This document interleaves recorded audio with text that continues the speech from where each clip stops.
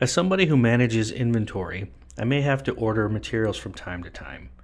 To do this, we'll start with resources, make sure that material order has been selected from the resources panel, and then we'll hit create.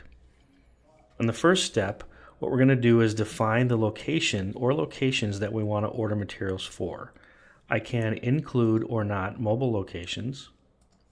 I can select all locations, or I can individually choose which locations I want to order for. In this case, we're only going to be ordering for the central warehouse.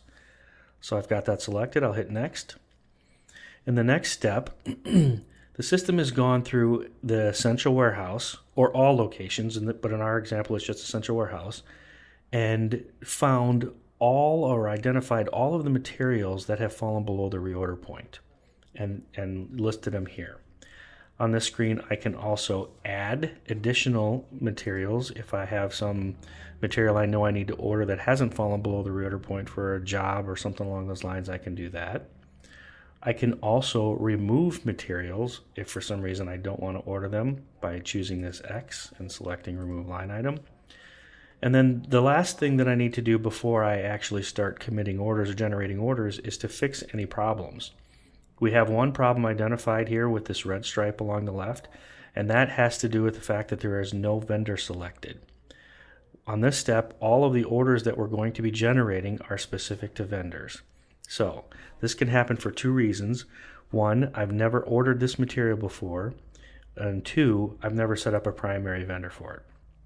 So we'll go ahead and say that this guy needs to be ordered from Jayco Industrial Supply, like the gravel below it.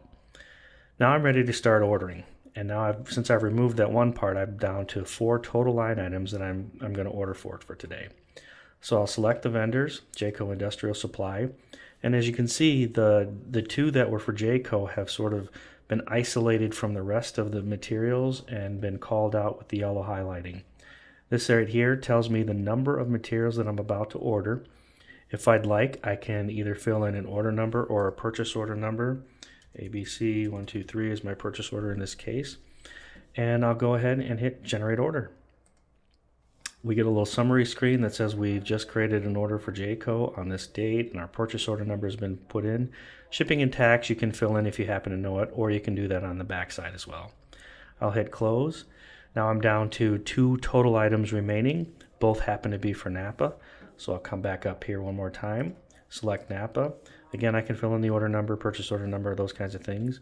Or I can just simply hit generate order and get my summary screen, hit close, and I don't have any more orders. I'm sort of done for the day. I can close out of this dialog box and I'm finished. Advanced ordering, or excuse me, material ordering is part of an advanced feature extension.